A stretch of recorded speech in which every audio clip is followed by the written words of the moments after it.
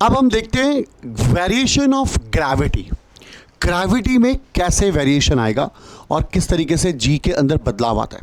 एक एक पॉइंट को ध्यान से समझना, बहुत इंपॉर्टेंट पॉइंट्स हैं। पहला है मेरा बच्चा, the value of G is constant at all places.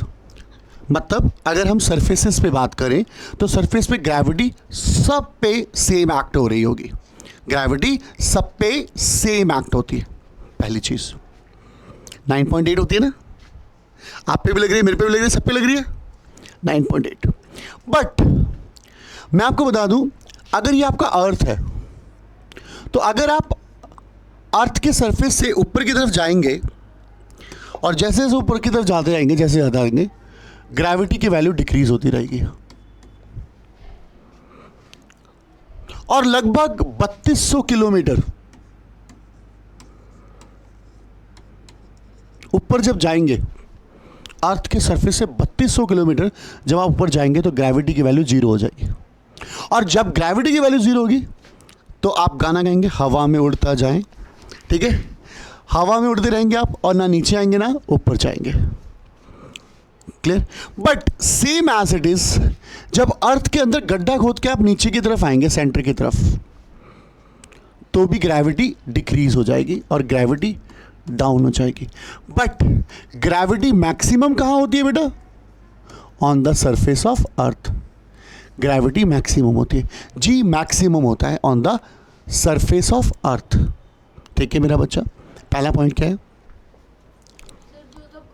भी मास ऊपर जाएगा तो उसकी जो ग्रेविटेशन होगी वो डिक्रीज होगी, या नीचे जाएगा वो तब भी डिक्रीज होगी। ग्रेविटी डिक्रीज होती है। और फर्स्ट पॉइंट था gravity is equal at all points. Surface पे ना सब पे ग्रेविटी इक्वली एक्ट हो रही होगी। सेकेंड पॉइंट था कि ग्रेविटी की वैल्यू डिक्रीज होगी और मैक्सिमम होगी सरफेस पे। ठीक है, आइए जरा, क्या ये ग्रेविटी का फॉर्मूला था? ओके, नेक्स्ट पॉइंट पढ़ते हैं बेटा। Acceleration due to gravity does not depend on the mass. बता चुका हूं मैं कि वो इस बात पे डिपेंड नहीं करेगी कि एक मच्छर है या हाथी है। ग्रेविटी दोनों पे ही सेम एक्ट होगी, मच्छर पे भी और हाथी पे भी। इतना बड़ा पत्थर ले आओगे तो भी ग्रेविटी उस पर सेम एक्ट होगी, क्योंकि gravity does not depend on the mass of an object.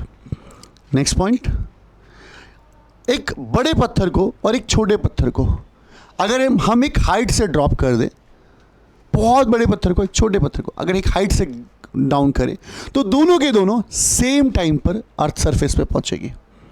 बेटा एक वीडियो भी बनाई है मैंने, रील भी बनाई है।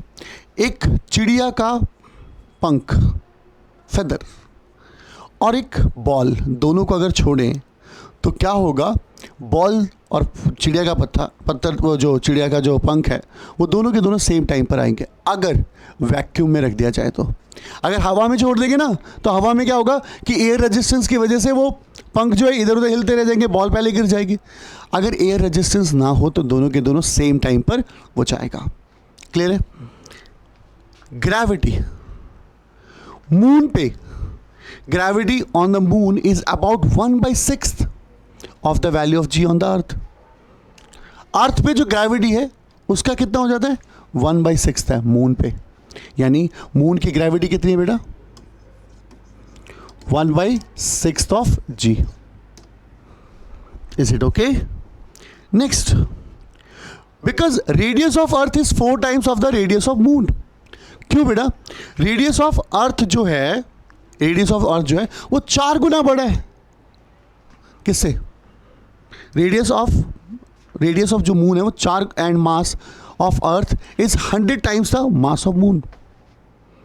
इतना बड़ा है, इस वजह से ये ग्रेविटी में इतना वेरिएशन देखने को मिलता है।